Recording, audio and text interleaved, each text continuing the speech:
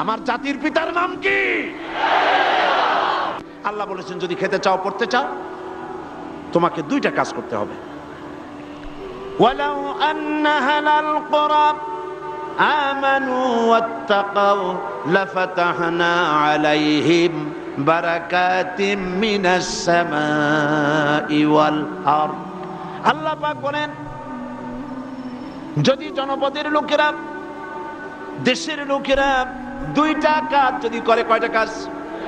দুইটা কাজ যদি করে, আমি আল্লাহর উপরে যদি ঈমান আনে আর আমাকে ভয় করার নীতি যদি অবলম্বন করে চলে, তাহলে আমি রব্বুল আলামিন ওই দেশের মানুষের জন্য আকাশ আর জমিনের সব বরকতের দরজা খুলে দেব। কি ওয়াদা কার? আল্লাহ কি ওয়াদা ভঙ্গ করেন? কখনো, তিনি কখনো ওয়াদা ভঙ্গ করেন না। সেই আল্লাহ পাকের, তিনি বলছেন যে আমার রিস্কের মালিক আমি, আমি তোমাদেরকে সুযোগ দিয়েছি, গভর্নমেন্ট তৈরি করো, সরকার বানাও, এবং সরকার বানায়া আমার কোরআন দিয়া দেশ চালাও। তবে কোরআন দিয়ে যদি দেশ না চালাও, কোরআন শরীফের মধ্যে আল্লাহ অন্যত্র বলেছেন ক্ষমতা দেই, ক্ষমতা দিয়া আমি চুপ বুঝে বসে থাকি না। আল্লাহ কি ঘুমান? বলেন আল্লাহ কি ঘুমান? হযরত মুসা আলাইহিস সালাম একদিন আল্লাহরে বলেন, আল্লাহ তুমি নাকি ঘুমাও না? আল্লাহ পাক বলেন, অবশ্যই ঘুমাই না। তোমার বিশ্বাস হয় না? কয় আল্লাহ অবশ্যই বিশ্বাস হয়, তবে বুঝি না, আমার বুঝে আসে না। তো যখন তুমি বিশ্বাস করো, বুঝে যখন আসে না, তাহলে আমি বুঝাই দেবো। বিশ্বাস না করলেই তো সর্বনাশ। বিশ্বাস না করলে কি সর্বনাশ। ইব্রাহিম আলাইহিস সালাম আল্লাহরে বলছিলেন, রব্বি আরিনি কাইফা তুহিয়াল মাউতা, হায় আল্লাহ তুমি মরারে জিন্দা বানাও কেমনে? আল্লাহ কয় আওয়ালাম তুমিন, বিশ্বাস করো না? হযরত ইব্রাহিম আলাইহিস সালাম বললেন বালা। তিনি নাম বলতে পারতেন, নাম মানে হ্যাঁ, আর বালা মানে, দুটো শব্দের অর্থ একরকম না।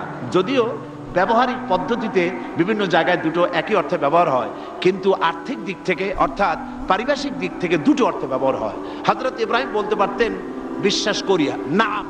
তিনি নাম বললেন না। আল্লাহ বললেন আওয়ালাম তুমিন, বিশ্বাস করো না? জবাবে আমার জাতির পিতা কে বললেন?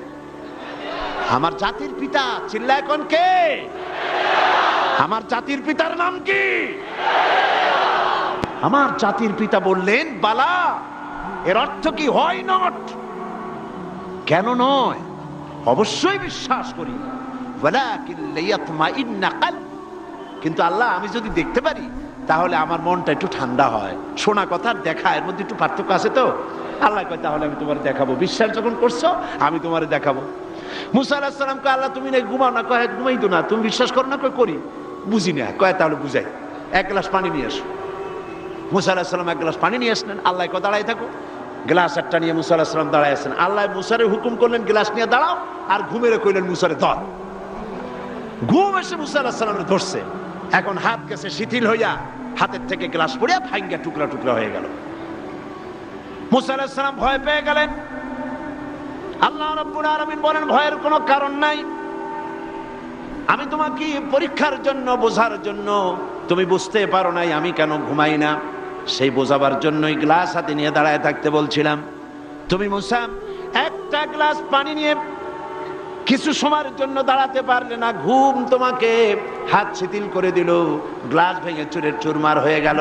আর ওই তামাম বিশাল আকাশ, এই সোলার সিস্টেম, এই পৃথিবীতে আকাশে জমিনে গ্রহ নক্ষত্র সৌররাজি নবমণ্ডল ভূমণ্ডল কুল কায়নাত পুরা সৃষ্টি আমার হাতের মুঠার ভিতরে রয়েছে। গোটা পৃথিবীর সব কিছুর ট্রাফিক আমি আল্লাহ কন্ট্রোল করি। আমি যদি ঘুমায় যাই আকাশ আর জমিনের কোনো সিস্টেম আর বাকি থাকবে না।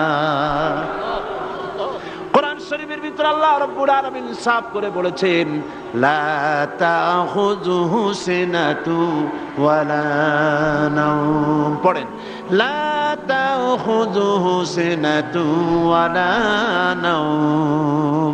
আল্লাহর ঘুমও নাই, তন্দ্রাও নাই। সুবহানাল্লাহ। ঘুমও নাই, তন্দ্রা বোঝেন তো, জিমা নেই। আল্লাহ জিমায়ও না, আল্লাহর কোনো ক্লান্তি নাই। সুবহানাল্লাহ।